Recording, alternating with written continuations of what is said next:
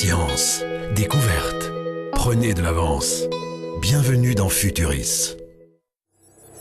Au musée municipal de Dresde en Allemagne, la mise en lumière des expositions est un art à part entière avec plus de 1000 tubes fluorescents et spots halogènes disséminés à travers les bâtiments. Chacun est contrôlé indépendamment des autres par informatique. Une multitude de modes d'éclairage préprogrammés sont disponibles. Nous cherchions un système d'éclairage moderne et nous l'avons trouvé. Il était important pour nous de trouver un système adapté à nos besoins en termes de flexibilité. Nous exposons des sculptures, des illustrations. Chaque exposition exige un éclairage particulier afin de nous permettre de créer une atmosphère adaptée.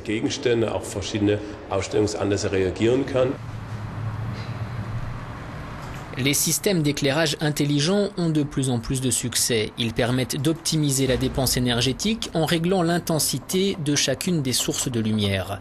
Il s'agit de s'adapter à une luminosité naturelle en constante évolution. A-t-on pour autant atteint avec ces systèmes le niveau ultime de la science de l'éclairage? Pas sûr, et il suffit de regarder du côté de l'université de Ghent en Belgique pour s'en apercevoir. Des étudiants participent à un projet européen dont l'objectif est de développer une source lumineuse innovante. L'éclairage actuel n'est pas très efficace. Le but du projet sur lequel nous travaillons, qui est basé sur les LED organiques, c'est de développer un type d'éclairage plus efficace, environ 2 fois plus performant qu'un tube fluorescent. Et donc, si on arrive à concrétiser ce projet, ça permettrait d'économiser énormément d'énergie.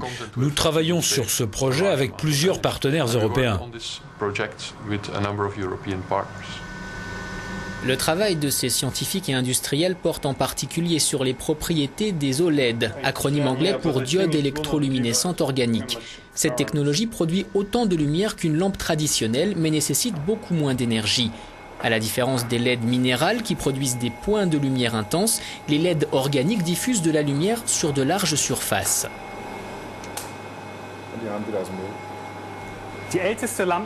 La technologie la plus ancienne, c'est l'ampoule standard. C'est très bon marché, mais c'est plutôt inefficace. Ceux qui ont déjà touché une ampoule ont pu s'en rendre compte. L'essentiel de l'énergie est transformé en chaleur et pas en lumière.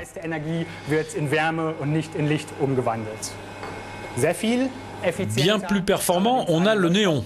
Son principe de fonctionnement est différent, basé sur l'émission de gaz. Ici, le principal inconvénient, c'est qu'il est toujours limité à une forme allongée.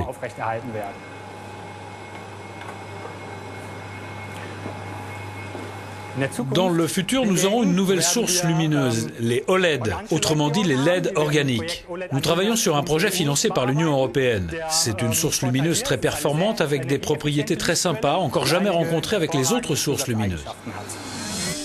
L'électroluminescence a été découverte dans les années 50. On s'est rendu compte que certains matériaux émettent de la lumière quand ils sont traversés par un courant électrique.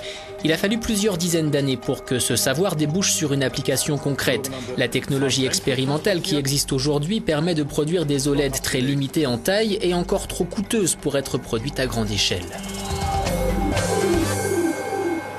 Ja, wir brauchen hier ein Vakuum, weil die Schichten an der Luft sonst oxidieren würden. Das Material, das verdampft, ist sehr empfindlich. On utilise un dépôt sous vide parce que les matériaux sont organiques et ils s'oxydent dans l'air. Des substrats de verre sont déposés dans le dépôt sous vide et recouverts par cette matière organique. Il faut une quantité précise pour obtenir la bonne coloration. Pour le procédé, c'est comme si on faisait bouillir de l'eau. Les petites molécules de matière s'évaporent et se condensent sur le verre. Une OLED est composée d'une pellicule extrêmement fine de semi-conducteurs organiques pris en sandwich entre 2 électrodes dans un espace clos et hermétique. Quand le courant électrique atteint les électrodes, il traverse la pellicule de semi-conducteurs organiques qui émet alors de la lumière.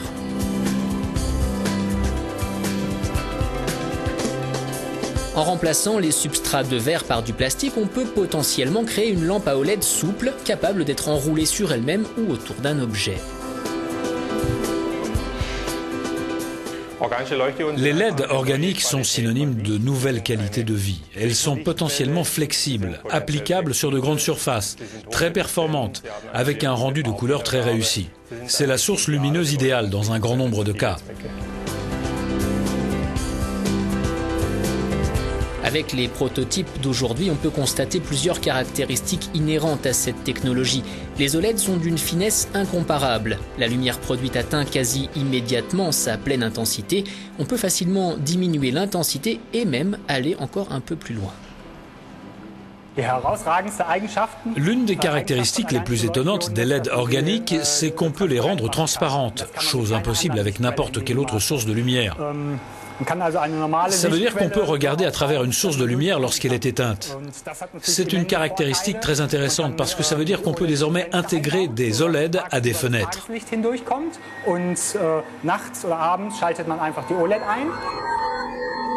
Demain, les pièces de nos maisons, de nos bureaux pourraient donc ressembler à ça. Des murs, des meubles agrémentés de fines pellicules d'OLED. Mais pas seulement, plafonds, murs, sols, fenêtres ou encore miroirs auront eux aussi droit à la lumière, éclairage principal ou d'appoint. De quoi renvoyer aux oubliettes les sources de lumière actuelles qui rejoindront bougies et lampes à pétrole d'un autre temps.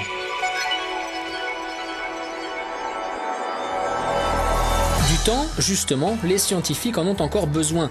Envisager la production industrielle des lampes à OLED, c'est bien, encore faut-il lever les dernières barrières technologiques. À ce jour, un simple grain de poussière suffit pour détruire une OLED en cours de fabrication. Autre problème à résoudre, l'intensité lumineuse des OLED ne dure pas assez longtemps pour concurrencer les sources de lumière traditionnelles. Les LED organiques doivent être considérablement améliorées. Il faut les rendre plus performantes, allonger leur durée de vie et réduire les coûts de production.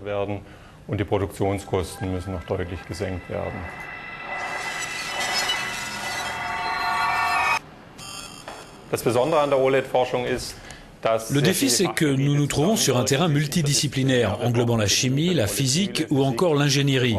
L'avantage de ce projet, c'est qu'on peut facilement établir des ponts entre toutes ces disciplines.